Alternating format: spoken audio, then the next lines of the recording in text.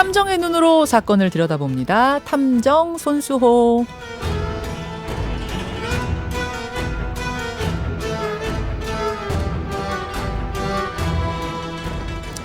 우리 사회에 관심을 모으고 있는 사건을 보다 자세히 들여다보는 시간, 탐정 손수호. 손수호 변호사 어서 오십시오. 네, 안녕하세요. 오늘 들여다볼 사건, 배 위에서 벌어진 그 사건이군요. 네, 중국 어선 선원 수장 사건이죠. 영상이 공개되면서 많은 사람을 놀라게 했습니다. 맞습니다. 그러니까 중국 배에 탄 인도네시아 선원들을 혹사시키다가 네. 질병에 걸려서 사망하면 그냥 바다에다가 버린다, 수장한다. 이게 지금 드러난 거예요? 그렇죠. 인도네시아 선원이 그 문제의 장면을 촬영해서 공개하면서 이제 충격을 줬는데 사안의 심각성뿐만 아니라 그래서 이 사건에서 우리나라가 어떤 역할을 할 수 있느냐, 어떤 역할을 또 해야 되느냐 이런 논란도 일고 있습니다. 자, 어떤 사건인지 좀 자세히 들여다보죠. 정확히 네네. 언제 일어난 사건입니까?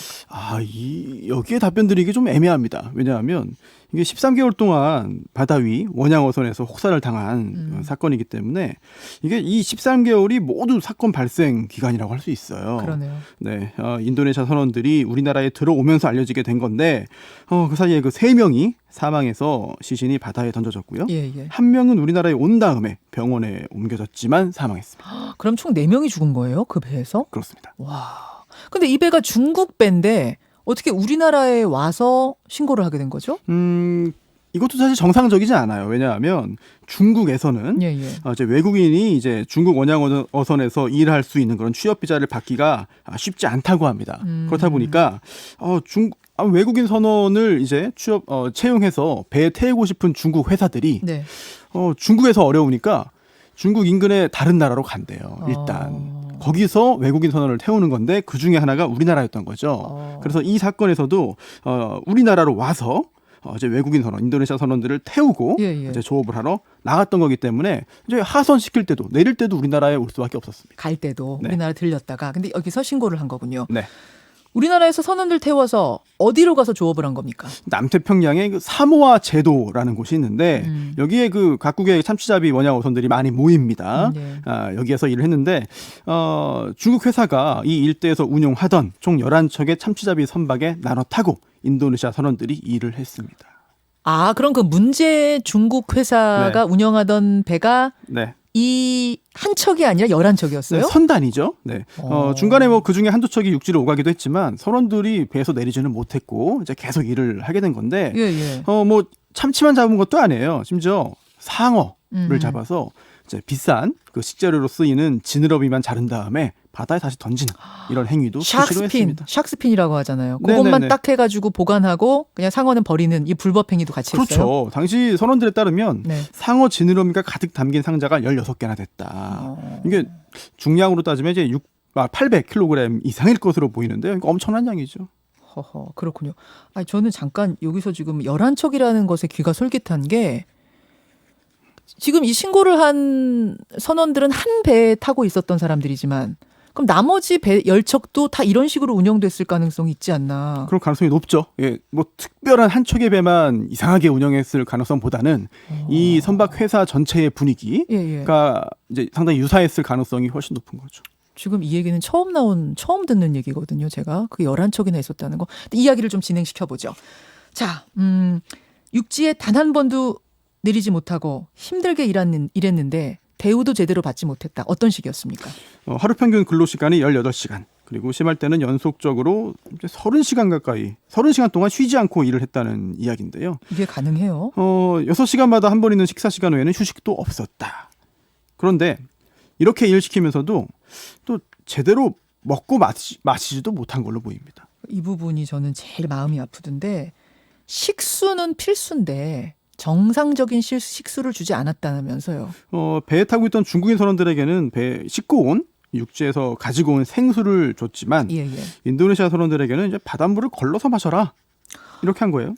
그 바닷물을 걸러서 마신다는 게 이게 원래 있기는 있는 일이에요? 그런 기술이 이제 있긴 하죠. 하지만 제대로 된 그 해수 담수화 설비는 이제 그 자체를 이제 공장이라고 부를 정도로 규모가 큽니다. 따라서 이런 어선에 싣고 다닐 수준이 아닌 거죠. 따라서 배에서는 이제 바닷물을 뭐 증류하거나 네네. 아니면 필터로 염분을 걸러서 이렇게 식수 비슷하게 쓸 수는 있습니다만 하지만 제대로 관리 안 되면 이게 염분이 제대로 걸러지지도 그렇죠. 않거든요. 식수에 그렇죠. 부적합할 수밖에 없는 거죠. 바닷물을 그러니까 마실 수 있는 수준으로 걸러내려면 공장 하나가 필요할 정도다. 네, 그렇죠. 그러니까 제대로 된 물을 먹었을 리가 없다. 네. 그러면 결국 뭐 아팠을 수밖에 없겠네요. 신장에 부담을 주는 게 당연하고 그래서 다른 장기에도 이제 문제가 생길 수밖에 없는데 선원들에 따르면 처음에는 이게 참 삼키기 어려울 정도였다. 잘 물을 아예 못 마셨다라는 말을 하고요. 또 계속해서 어쩔 수 없이 이 물을 마시면 네. 어지럽고 또 가래도 나오고 13개월 동안 알려진 것만 4명이 사망했습니다. 이 사망한 4명 모두 처음에는 이제 다리 마비 증상을 느끼고 또 몸이 예. 붓기 시작했고 예. 또 가슴 통증, 호흡곤란 증상 겪다가 사망했습니다. 이게 그럴 수밖에 없는 게 짠 물이 들어오면은 이게 다 신장으로 가가지고 네, 걸러야 되는 건데 그럼 신장에 과부하 걸릴 거고 그렇죠. 특히 신장 약한 사람부터 이게 네. 숨졌겠네요. 그렇습니다. 그럼 몸이 붓기도 한 걸 보니까 그렇게 맞아요. 짐작을 하는 거죠. 근데 이런 상황으로 사람들이 누워서 끙끙거리는데 병원에 데려갈 생각은 전혀 안 했대요. 일단 24살의 그 세프리라는 선원이 40일 동안 고통을 호소했지만 이제 묵살 당했어요. 그리고 결국 배에서 이제 사망했는데 그 전에 이제 건강이 안 좋으면 제대로 된 그런 선사라면 이제 치료를 받도록 하는 게 당연한 거죠. 당연하죠. 네, 그래서 결국은 비용이 많이 들지만 경우에 따라서는 헬기를 불러서 이제 그 후송하는 경우도 있습니다만 이 사건에서는 뭐 전혀 그렇지는 않았고요. 계약서에는 써 있었다면서요. 아플 경우에는 육지에 근처 육지에 가서 치료를 받게 한다는 게 있었답니다. 계약서에 있었대요. 그런데 결국 지켜지지 않았다라고 지금 선원들은 주장하고 있더라고요. 네, 더 놀라운 사실은 사망한 후에 시신을 그날 당일 바다에 던져버린 거죠. 네, 이 24살의 세프리뿐만 아니라 19살 알파타, 24살 아리 사망한 후에 사망 당일 수장됐습니다. 수장하는 영상을 그 선원들이 찍어서 제보를 했습니다. 잠깐 좀 보시죠. 유튜브로 보시는 분들 함께 하실 수 있고요. 레인보우로 들으시는 분들은 오른쪽 상단에 그 모니터 모양을 누르시면 되겠습니다. 지금 저 빨간색으로 천으로 덮여져 있는 관이라고 해야 되나요? 뭐 나무 박스 같은 게 보이네요. 거기에 아마 사망한 노동자가 있는 것 같습니다. 그 위로 술을 뿌리고요. 한마디씩 할 얘기 있는 사람들 해봐 이렇게 얘기합니다. 아무도 말을 안 해요. 그리고는 4명의 선원이 이 관을 들고 그냥 바다로 던져버립니다. 바람이 펄럭거리고 있어요. 손 변호사님, 지금 네. 저게 숨진 당일의 일이라는 거잖아요. 예, 그렇습니다. 이게 좀 놀랍긴 한데 법적으로 보면 말이 아주 안 되는 건 아니에요. 왜냐하면 이제 해상 생활의 특수성, 예, 특히 예. 선상에서의 어떤 보건 위생 문제 때문에 예. 이제 선상의 그 사망자가 발생한 경우에 이렇게 바다에 그 시신을 던질 수는 있습니다. 특히 우리나라 선원법 17조에도 이런 규정이 있어요. 선장은 항해 중 선박에 있는 사람이 사망한 경우에는 해양수산부령으로 정하는 바에 따라서 수장할 수 있다. 할 수 있다. 네네, 무조건 해야 되는 건 아니에요. 그리고 좀 전에 계약서 말씀하셨는데 네. 사망 시에 그 항구에서 화장한 다음에 이제 인도네시아로 보내도록 하는 그런 내용이 계약서도 있었거든요. 있었고. 그 계약도 위반한 거죠. 그러니까 이거 뭐 수장은 할 수도 있다라는 법이 있어서 할 수 있다 쳐도 지금 이 배는 그 문제가 아니잖아요. 네. 그 앞에 벌어진 일들이 다 문제가 심각했던 거니까요. 그리고 수장이 그렇게 반드시 필요한 경우가 아닌데 혹시 본인들의 잘못을 감추기 위한 목적으로 수장한 거 아니냐 이런 의혹도 갈 수 있죠. 제가 하나 의혹 던져보자면 아까 거기에 샥스핀이 잔뜩 들어있다 그러셨죠. 그런 박스가 있었다 그렇죠. 만약 이 선원들을 싣고 어디 근처 육지로 갈 경우에 아프다고 해서 육지로 갈 경우에는 분명히 그 배를 검사할 거고 그럼 그 불법으로 상어들 잡아 올린 거 그 상어 지느러미 떼어낸 거 이거 다 들킬 수 있으니까 혹시 육지로 못 갔던 건 아닌가 저는 그런 생각도 드네요. 뭐 그렇게 만약 그런 짐작이 사실이라면 어떤 인권, 그 사람의 권리보다 본인들의 재산적인 가치를 더 중시했다는 그런 얘기도 되겠네요. 충분히 그 의혹이 나올 법합니다. 그리고 선원들도 지금 그렇게 주장하고 있고요. 근데 이런 상황에서 선원들은 어떻게 빠져나와서 신고했습니까? 일단 도저히 못 견디겠다면서 귀국 요청했는데 27명이 한꺼번에 들고 일어났어요. 그래서 이 선박 관리자들도 어쩔 수 없이 보내주게 된 건데 4월 14일에 부산항에 왔습니다. 하지만 곧바로 입항하지는 못하고 예. 일단 부산항 앞바다에서 열흘 정도 대기를 했는데 그 기간 동안에 선원 한 명의 증상이 심해졌습니다. 이제 급히 부산의 한 병원으로 옮겨졌지만 며칠 후에 사망했고요. 예, 예. 이후에 이 선박 두 척이 왔는데 이 두 척의 선박은 인도네시아 선원들을 모두 내려준 다음에 이틀 만에 부사랑을 떠나서 공해상으로 나가버렸습니다. 아, 나가버렸어요? 네. 허허, 그렇군요. 이 선원들, 숨진 선원들의 사이는 뭐 네. 밝혀진 게 있습니까? 정확히 이 식수 때문에 사망한 거 아닌가 짐작은 하지만 정확히 확인은 못했어요. 왜 들어와서 치료받다가 숨진 네. 사람 통해서도 그거 네. 알 수는 없었던 모양이죠? 이제 부검이 진행되지 않은 상황이고요. 네. 그리고 이게 외국 선박에 타고 온 외국인이 변사도 아니고 병사한 것이기 때문에 사실 사망 당시에는 이게 수사 대상도 아니었습니다. 그래요. 참, 알겠습니다.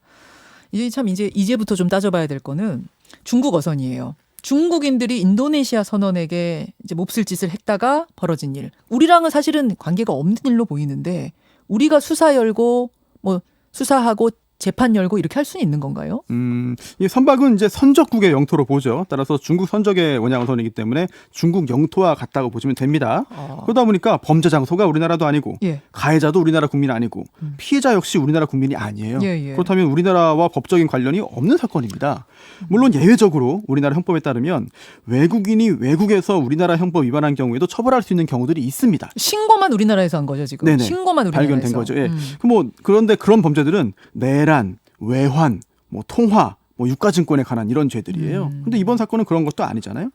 네.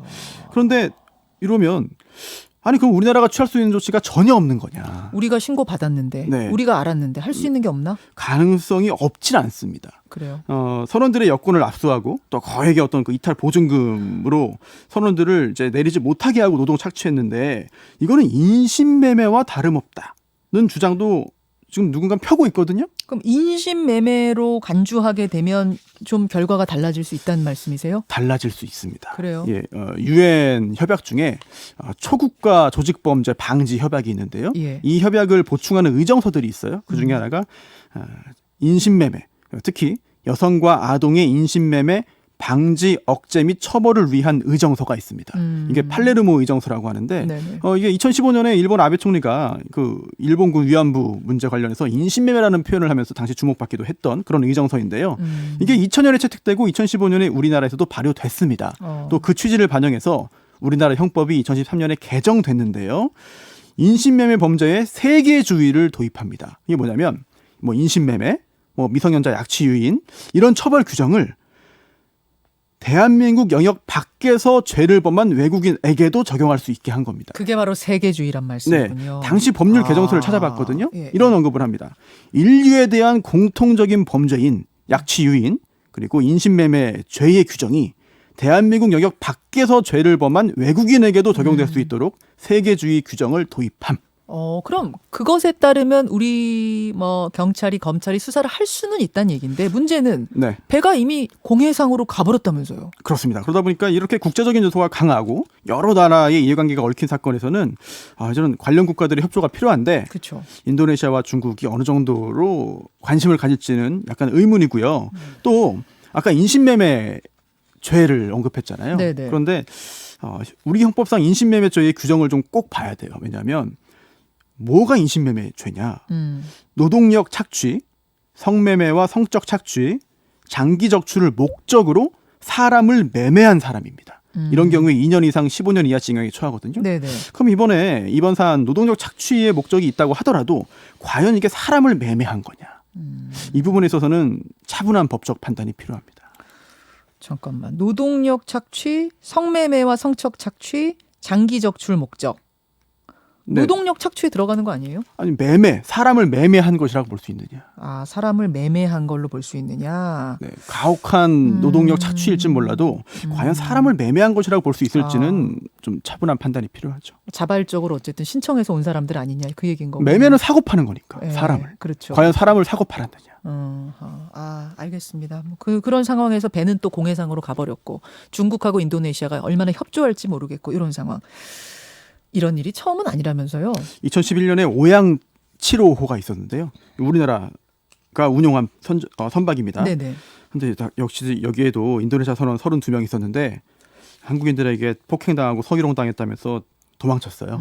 여기에 대한 뉴질랜드 정부 보고서가 나와서 우리나라가 이제 큰 망신당하기도 했죠. 기억나네요. 네. 오양 7호호. 네. 이런 일들이 왜 자꾸 배 위에서 벌어지는 겁니까?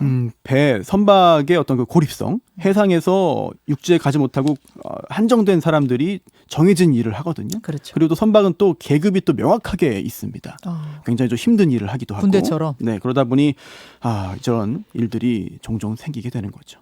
그리고 선원들의 어떤 대우도 점점 더 좋아지지 않는 상황이고. 이 사람들 이렇게 하루 18시간씩 일해가지고 받은 연봉이 네. 14만 원이라는 게 사실이에요? 다는 아니고요. 네.